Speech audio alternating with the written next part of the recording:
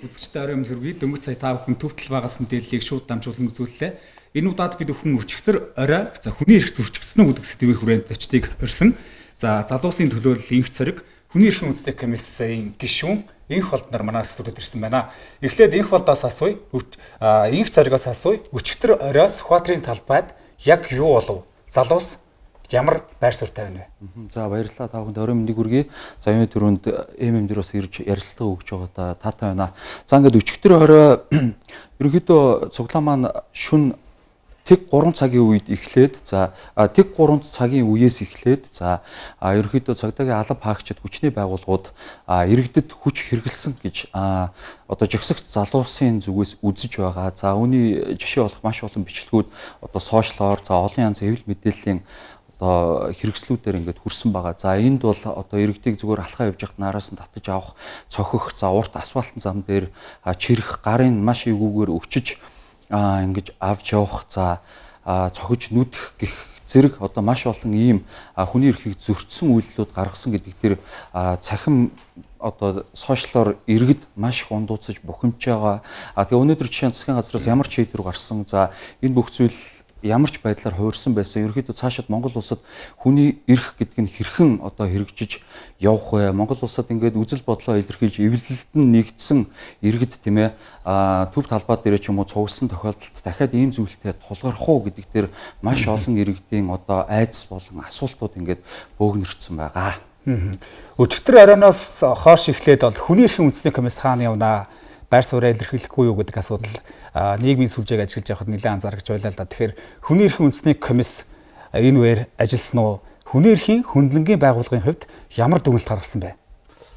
За та бүхэндээ орой минь төргий. Тэгэхээр хүний эрхийн үндэсний комисс бол одоо үзэл бодлоо илэрхийлэх тайван замаар одоо жагсаал цуглаан хийх энэ эрх чөлөө орон зайг бол хамгаалж ажилладаг. За энэ хүрээнд бол өчигдөр өглөөнөөс ирсэн жагсаал цуглааныг бол байнгын одоо ажиглаж тэнд гарч байгаа үйл явдал нөхцөл байдлуудаар бол үнэлгээ хийж бол ажиллаа. За энэ нөхцөл байдлаас үнэлэхэд бол хэд хэдэн анхаарал татсан асуудлууд бол гарсан. За нэгдүгээрт бол жагсаал цуглаанд оролцсон одоо иргэдийг тодорхой тооны иргэдийг төр саатуулж мэдүүлэг авсан асуудал.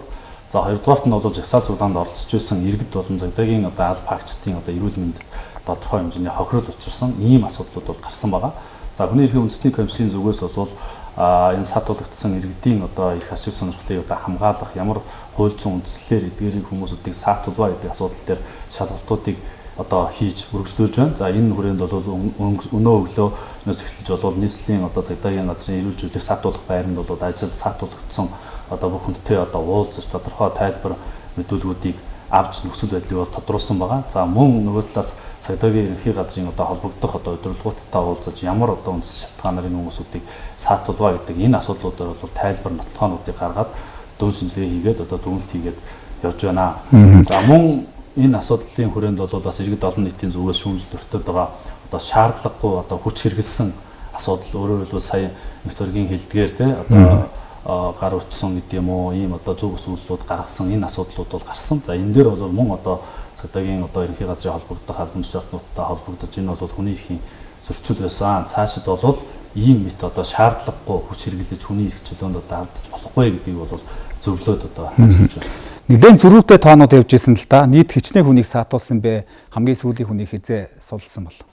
За комисс өнөө өглөөний байдлаар очиж ажиллахад нийтдээ бол 69 хүнийг бол түр саатуулсан байна. Тэгэхээр цагдаагийн албаны тухай хууль дээр бол гинт хэрэг зөрчилд холбогдсон байж болзошгүй хүний нэр хаягийг тодруулах зорилгоор 6 хүртэл цаг хугацаагаар саатуулна гэдэг энэ заалтыг үндэслэж одоо энэ эдгээр хүмүүсүүдийг саатуулсан гэдэг энэ тайлбарыг өгж байгаа. За эндээс бол 18 хүнийг бол эрүүлжүүлсэн ийм үзүүлэлттэй. За бусад хүнийг бол түр саатуулж нэр хаягийг нь тодруулаад за сулсан ийм ажиллагаанууд явагдсан. За энэ ажиллагаанд бол нийслэлийн одоо прокурорын газраас одоо холбогдох прокурорууд одоо үйл ажиллагаанд нь хяналт тавьж ажиллаж байсан байдалтай бол мөн одоо газар дээр нь бол тодруулсан байна. Тэгэхээр энэ ажиллагааны явцад бол иргэд бол бас зөрүүтэй мэдүүлэг одоо тайлбаруудыг өгж байгаа. Ер нь бол жагсаал цуглаанд оролцоогүй зүгээр явж байхад саатуулсан баривчилсан гэдэг асуудал иргэж байгаа. За нөгөө талаас бол цагдаагийн холбогдох одоо байгууллагуудаас бол нийгмийн хэв журмыг зөрчиж одоо хүчирхийллийн шин чанартайгаар жагсаал цуглааныг бол үргэлжлүүлсэн ийм үндэслэл байсан учраас тодорхой асуудлуудыг одоо тодруулж тайлбар авах зорилгоор саатуулсан гэдэг энэ одоо тайлбаруудыг өгöd байгаа. Залуус нэгдээд үзэл бодлоо илэрхийлнэ гэдэг нэг хэрэг эрхээ эдэлж хамгийн гол нь энэ үеэр хүний эрх зөрчигдөхгүй байх хэвээр одоо ч гэсэн Сүхбаатарын талбайд одоо хүмүүс нэлээд олон цугласан байгааг дөнгөж сая бид бүхэн харлаа. Тэгэхээр яг аюулгүй байдлыг хангах, хүн хохирохыг гэдгийг сэргийлэх тал дээр зохион байгуулалт тал дээр та бүхэн яаж анхаарч байгаа вэ? Инх зоргоо. За өнөөдрийн өчигдөр өнөөдөр болж байгаа цуглаан чагсаал бол ерөнхийдөө залуус өөрсдөө ингэж бий болгосон ямар нэгэн зохион байгуулагчгүй юм органик чагсаал байгаа учраас хэн нэгэн зохион байгуулаагүй учраас яг зохион байгуулалт хэрэгтэй гэдэг зүйлд харагдахын үед бол харагдаж байгаа. Гэхдээ миний яг анзаарч харж байгаа тэр дунд нь байгаагаас илүү сайн ойлгож авч байгаа зүйл бол за шинэ үеийн залуус маань илүү ухаалаг болсон байгаа. За яг үнийг хэлэхэд талбай дээр энд байгаа хүмүүсийг турхирах, за буруу зүйл өдөөн хатгах, за өөр улс төр нам хүчний хүмүүс бол орж ирж ирснийг бол талбай дээр байгаа хүмүүс бүгдээрээ мэдж байгаа. За эдгээр хүмүүс орж ирээд ямар нэгэн буруу зүйлд уриалахад талбай дээр байгаа залуус бол бүгдээрээ эсэргүүцэж за бүгдээрээ сууцгаая гэгээд бүгдээрээ нэгэн зэрэг суух ч юм уу энэ байдлаар бол өөрсдийнхөө одоо амгалан тайван байдлыг илүү тайван жагсаал гэдгээ утгаа алдахгүй тулд маш их хичээж байгаа. За мөн хэвлэл мэдээллээр одоо фейк буюу хуурамч мэдээллүүд маш их засагдж байгаа. Үүн дээр тайлбарыг өгөхөд 50,000 төгрөгийн одоо мөнгөнд үнэтэй төлбөртэй жигсгчд гэх мэт ийм одоо харлуулах гүтгэлгийн шинжтэй мэдээллүүд маш их явж исэн. За үүн дээр бол тийм зүйл байхгүй гэдгийг талбай дээр цугласан маш олон хүмүүс яг батлан хэлнэ гэдгийг бас энэ ташрамд дурдмаар байна. Хүний эрхийн үндэсний комиссаас асууя. Тэгэхээр танаа байгууллагад өнөөдрийн байдлаар иргэдээс гомдол санал ирж байна уу? Хууль эрхцэн хүрээнд иргэдийн эрхийг хамгаалах ямар зохицуулалтын дагуу та бүхэн ажиллаж байна вэ? За өнөөдөр бол албан ёсоор бол бичгээр бол гаргасан өргөдөлгөөнд бол ирээгүй байна. За манай цахим хуудасуудад за албан ёсны одоо вебсайтуудад дамжуулаад бол иргэдийн сэтгэлдлүүд бол маш их ирж байна. Хүний эрх зөрчигдөж байна. Одоо тайван замаар үзэл бодлоо илэрхийлэх эрхийг хязгаарлалаа гэдэг энэ асуудлууд харагдаж. Тэгэхээр Монгол улсын үндсэн хууль, олон улсын одоо гэрээнд зааснаар бол зөвхөн тайван замаар одоо үзэл бодлоо илэрхийлж жагсах энэ эрх хэрэгжлөө бол баталгаажуулж хангасан байна. Тэгэхээр хүний эрхийн үндэсний комиссийн зүгээс ямагт одоо энэ жагсаалд оролцож байгаа үзэл бодлоо илэрхийлэхдээ бусдын эрх чөлөөг одоо зөрчихгүй байж хүчирхийллийн одоо бус аргаар энэ одоо үзэл бодлоо илэрхийлээч.